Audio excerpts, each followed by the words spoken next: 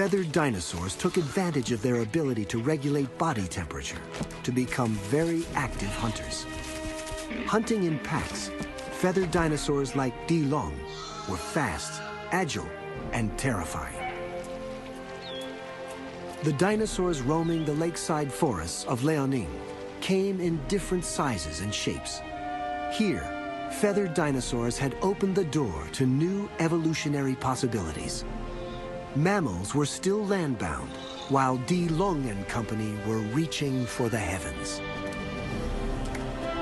No longer were feathers just about maintaining body heat. They were helping dinosaurs open the doors to the world of flight.